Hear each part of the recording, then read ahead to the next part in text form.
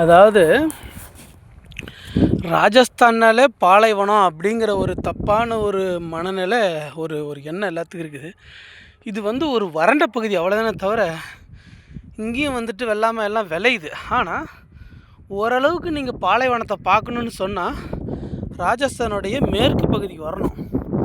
இப்போ நான் பாகிஸ்தானுடைய பார்டர் இருக்கேன். நான் இந்த இடத்துல சூரத்கர் அப்படின்னு சொல்லி ஒரு ஊர். இது பார்த்தீங்கன்னா பஞ்சாப் பக்கத்தில் இருக்குது. நீங்கள் இங்கே தான் ஓரளவுக்கு இந்த பாலைவனம் சினிமாவில் காமிக்கிறமான பாலைவனம் இங்கே தான் இருக்குது. இங்கே பார்த்தீங்கன்னா மணல் பாருங்கள் எப்படி குவிஞ்சு கிடக்கு. இது சாண்ட் டியூன்ஸ். இங்கே பாருங்கள்லாம் இதான் சாண்ட் டியூன்ஸ். அங்கே தூரத்தில் பாருங்கள்லாம் வறண்ட பகுதியாக இருக்குது. அங்கே வரும் வீடுகள்லாம் அங்கங்கே அப்படியே பேட்சாக இருக்குது. இங்கே என்னென்னா இந்த ராஜஸ்தானுடைய மேற்கு பகுதியில் பெரும்பாலும் யாரும் பூசுறதில்லை. உள்ளுக்குள்ளே நல்லா டைல்ஸ்லாம் ஒட்டி வச்சுக்கிறாங்க. ஆனால் வெளியில் பார்த்தீங்கன்னா சிமெண்ட்டே பூசுறதில்லை. அப்படியே செங்கல் மட்டும் தான் அப்படியே இருக்குது. என்னன்னு தெரியாது, ஒரு கலாச்சாரம்.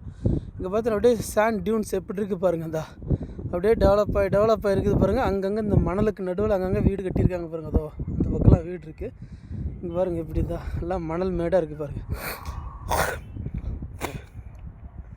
இந்த மாதிரி இருக்குது. மணல் வாயிலே பூது காற்றடிக்கிறதுனால.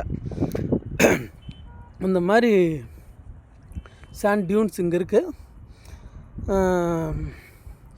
இது பாருங்களேன் எப்படி இந்த பாருங்கள். இங்கே பாருங்கள் இவ்வளோ மணல் தாங்க பாருங்கதா.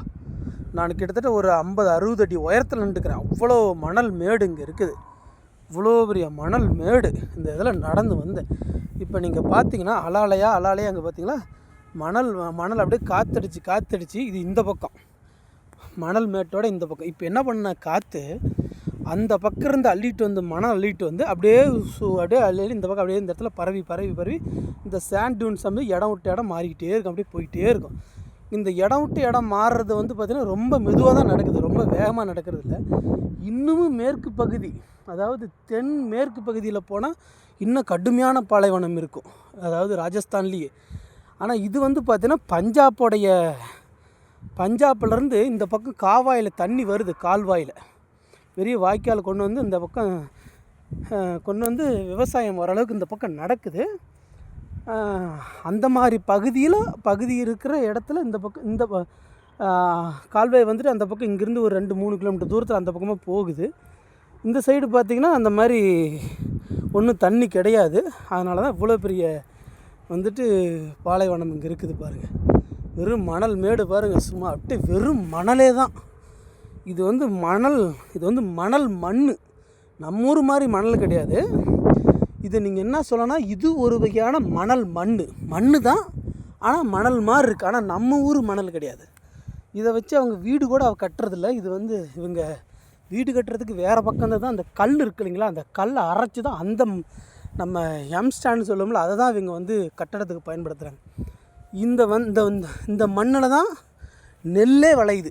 இந்த மண்ணில் தான் அந்த பஞ்சாப்லேருந்து வர்ற கால்வாயில் கால்வாய் மூலிமா தண்ணி கொண்டு இவங்க வேளாண்மை பண்ணுறாங்க. இதில் நெல்லே விளையுது. அது மாதிரி சாண்ட் டியூன்ஸ் பாருங்கள் எப்படி இருக்குன்னு. இந்த இடத்து பேர் சூரத்கட். இது எங்கே இருக்குன்னா ஸ்ரீ கங்கா நகரில் இருக்குது.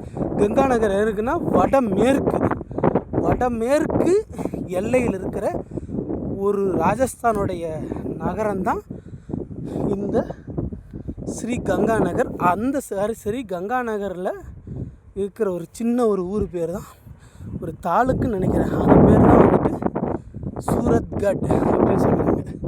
இங்கே பாருங்கள் இந்த எருக்கஞ்செடி எவ்வளோ இருக்குது பாருங்கள். இந்த எருக்கஞ்செடி கிட்டத்தட்ட கீழே ஒரு 4-5 அடி உயரத்துக்கு மணல் மூடி இருக்குது பாருங்கள். அவ்வளோ மணல் மூடி இருக்கு பாருங்கள்.